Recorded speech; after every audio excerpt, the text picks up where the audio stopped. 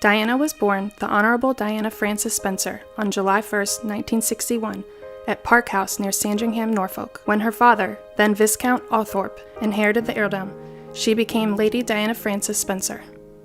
Her family was acquainted with the royal family for many years, her father working for both King George VI and then Queen Elizabeth, and the two families neighbored one another at Sandringham until 1978. Growing up, Diana attended boarding school in Switzerland, showing a particular talent and interest in music, piano, dancing, and home economics. She was just 16 years old when she first met Prince Charles, the heir to the royal throne, on a weekend in Althorp. Charles had come as a guest of one of Diana's sisters, whom he dated on and off.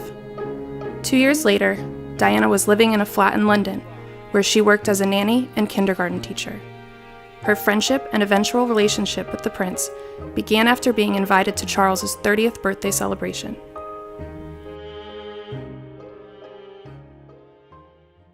It wasn't long before cracks in the relationship started to form. In an interview held after their engagement was announced in February 1981, a reporter asked the couple if they were in love. Charles gave a baffling response, whatever love means. And I suppose in love. Of course. Whatever in love means. Diana revealed later that she had been traumatized by this moment. The young woman was quickly thrust into the limelight and fame of the royal family, moved out of her flat, and moved into Buckingham Palace shortly after her engagement. Here, she became incredibly lonely, according to a royal biographer, Ingrid Seward. Most days, she swam, worked on plans for the wedding, and took dance and exercise classes. Aside from this, she reportedly sat around, bored, and alone. Regardless, the wedding took place at St. Paul's Cathedral on July 29, 1981, just 3 weeks after Diana's 20th birthday. The ceremony drew an estimated global television and radio audience of around 1 billion, while hundreds of thousands of others lined the streets from Buckingham Palace to the cathedral that day. The Archbishop who presided over the ceremony dubbed the wedding the stuff of which fairy tales are made. What awaited Diana, however, was regrettably nowhere near fairy tale fodder. Later, Diana would recall that she and the prince had met all of 13 times before getting married. It was shortly after moving into the palace that Diana began struggling with an eating disorder. In a 1995 interview with the BBC, Diana disclosed that her bulimia stemmed from a period of exceedingly low self-esteem and finding herself of little value or worth. She also pointed to an instance wherein Prince Charles placed his hand around her waist and commented, "A bit chubby here, aren't we?" The royal family was generally unsupportive of the princess's struggle. In one of Diana's conversations with the Queen, she implied that Charles and Diana's relationship was struggling because of Charles being unable to cope with her eating disorder. Diana also became severely depressed, and later revealed that she attempted to kill herself. On top of everything, Diana was coping with the additional emotional turmoil of Charles's long-standing affair with Camilla Parker Bowles. Charles and Camilla had dated for 6 months after meeting in 1971, but Charles was discouraged from marrying her by his family. Their affair, however, resumed sometime around 1989. At this point, Diana had given birth to both her children, Prince William and Prince Harry, and was well aware of the relationship between her husband and Camilla. In her BBC interview, Diana famously acknowledged the affair by saying, "Well, there were 3 of us in this marriage, so it was a bit crowded." Diana and Charles would separate in 1992, their divorce following in August 1996. Despite facing enormous challenges in her life as a royal, Diana flourished in the public eye, becoming an undeniable star of the royal family and winning over the hearts of millions. The princess used her popularity to raise awareness for many causes, such as leprosy, domestic violence, landmines in Angola, and mental health. She made headlines in 1987 for shaking hands with a patient undergoing treatment for AIDS, with the desire to help dispel the myth that HIV/AIDS could be spread through touch. Her popularity was not without its challenges, however, and Diana was severely harassed by the invasive paparazzi, becoming at one point the most photographed woman in the world. According to Prime Minister Tony Blair's former advisor, people felt a kinship to the princess, which led to a deeply emotional reaction from the whole country following her unexpected death. In August 1997, a year after her divorce from Charles, Diana went on holiday with her partner, Ahmad Dodi Fayed. The two vacationed on the French Riviera for 10 days, then traveled to Paris, where they would meet their disastrous fate. On Saturday, August 30th, Diana and Dodi dined at the private salon in the Ritz Hotel, leaving a few minutes after midnight, presumably to travel to a private estate owned by the Fayeds. A Mercedes-Benz awaited the pair, and they were accompanied by Diana's bodyguard.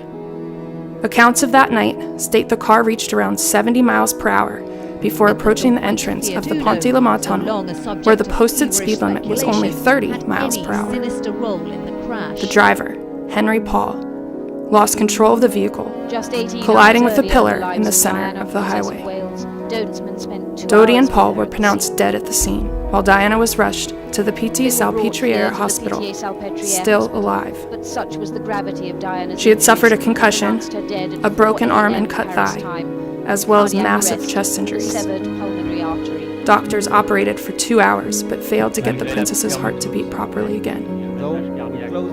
Diana never regained consciousness and passed away from internal bleeding in the early hours of August 31st, 1997.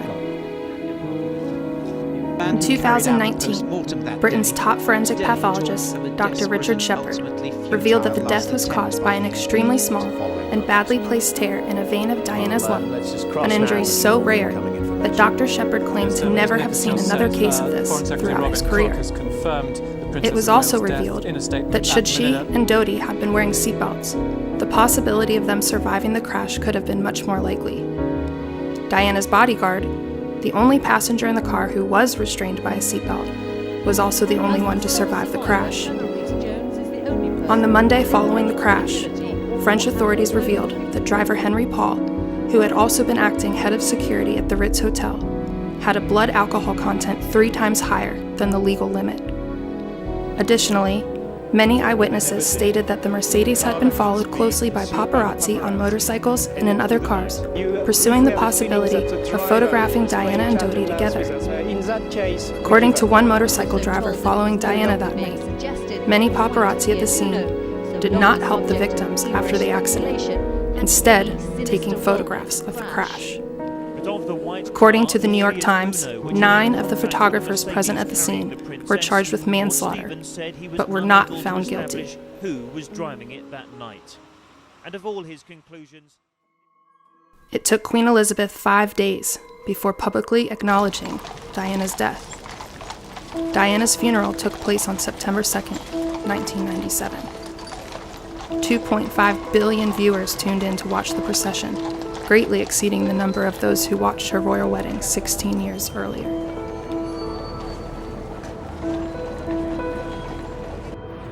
This morning's newspapers, with their blanket coverage of Princess... There are numerous conspiracy theories surrounding the accident, most sharing the fundamental belief that someone wanted to kill Diana intentionally.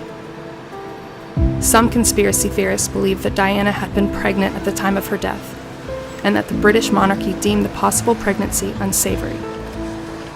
Other conspiracies include theories that the paparazzi killed Diana purposefully, that her medical care was sabotaged intentionally, or that Henry Paul, Diana's driver, was paid off to crash the Mercedes deliberately.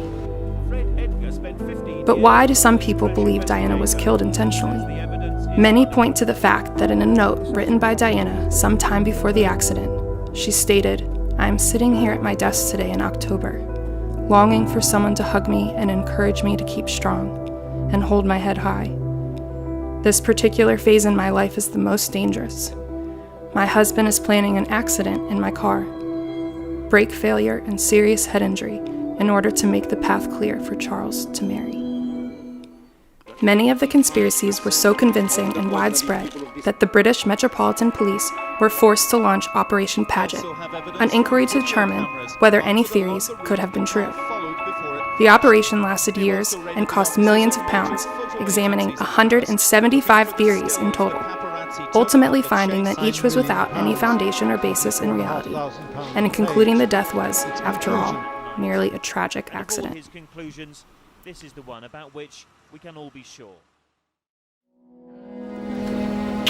Regardless of whether Diana's death was indeed accidental or something more sinister, it is indisputable that hers was a loss so unexpected and heartbreaking that it remains one of the most infamous events of the 20th century. Diana Spencer was truly the people's princess, as she would come to be known in the years following her death.